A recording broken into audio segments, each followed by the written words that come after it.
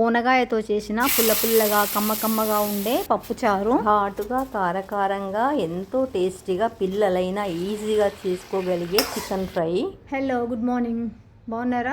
మీరందరూ బాగుండాలి, అందులో నేను ఉండాలి. చికెన్ను 3-4 సార్లు నీట్గా ఉప్పేసి వాష్ చేసుకున్నా. దీంట్లో రుచికి సరిపడా సాల్ట్, 1 టీ స్పూన్ అల్లం వెల్లిగడ్డ పేస్ట్, 1/2 టీ స్పూన్ పసుపు వేసి ముక్కలకు పట్టేట్టుగా మంచిగా కలుపుకొని, వీలైతే ఓవర్ నైట్ లేదా హాఫ్ డే లేదా కనీసం ఒక్క గంట అయినా పక్కకు పెట్టుకుంటే మంచిగా మ్యారినేషన్ అవుతుంది. ఇవి ఓనగాయలు అంటే చాలా చిన్న చిన్న చింతకాయలు. వీటితోటి రసము, పప్పుచారు, పచ్చిపులుసు ఏది చేసుకున్నా చాలా బాగుంటది. వీటిని కడాయిలో వేసి స్టవ్ పైన పెట్టి ఒక్క పొంగు వచ్చేట్టు ఉడికించుకోవాలి. ఈలోగా మనం ఒక రోల్ తీసుకొని పప్పుచారు సరిపడా పచ్చిమిరపకాయలను దంచుకోవాలి. కారపొడి వేయద్దు, పచ్చిమిరపకాయలతోనే టేస్ట్ వస్తుంది. ఈలోగా చింతకాయలు కూడా మెత్తగా ఉడికిపోయినాయి. కడాయి తీసి పక్కకు పెట్టుకొని ఇంకో కడాయి పెట్టుకొని పిచ్చే గంటెతో 2 గంటల ఆయిల్ వేసుకొని మధ్యకు చీల్చి ఉప్పు పెట్టిన 5-6 పచ్చిమిరపకాయలు నూనెలో వేసి మంచిగా వేయించుకోవాలి. కొద్ది కలర్ మారేట్టు కారం ఉండవు. అట్లా వేస్తే మిరపకాయలు వేగిపోయినాయి, తీసి వేరే ప్లేట్లో పెడుతున్నా. అదే నూనెలో ఆవాలు, జీలకర్ర పోపు వేసి సన్నగా కట్ చేసి పెట్టుకున్న ఉల్లిపాయలు కూడా వేసి మంచి గోల్డెన్ బ్రౌన్ కలర్ వచ్చేట్టు వేయించుకోవాలి. 1/2 teaspoon ginger garlic paste వేసి వేయించుకోవాలి. 2 టీ స్పూన్ల కారం వేస్తున్నాను. కారం నూనెలో వేగితే మంచి టేస్ట్ వస్తుంది. 30 సెకండ్స్ వేయించుకొని మనం మ్యారినేషన్ చేసి పెట్టుకున్న చికెన్ అంతా కడాయిలో వేసి మంచిగా కలిసేట్టు 1 నిమిషం పాటు కలుపుకొని మూత పెట్టి లో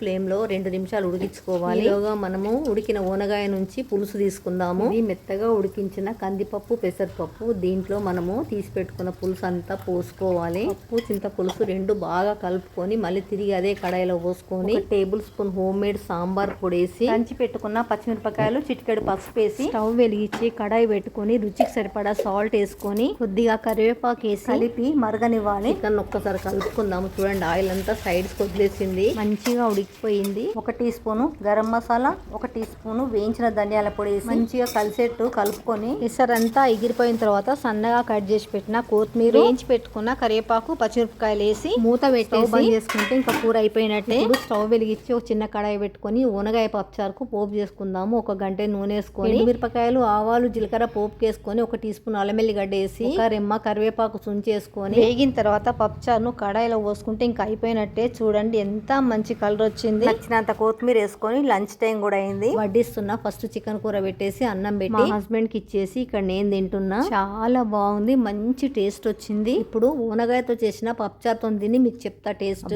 బాబా, చాలా అంటే చాలా బాగుందండి. అసలు ఎంత బాగుందంటే మనం వేసిన ఓనగాయతో చాలా టేస్ట్ వచ్చింది. పచ్చిమిరపకాయలు కూడా దంచేసినాం కదా, ఆ టేస్ట్ కూడా చాలా డిఫరెంట్గా ఉండి ఎంత అంటే అంత బాగుంది. ఒక్కసారి విధంగా ట్రై చేయండి. Thank you.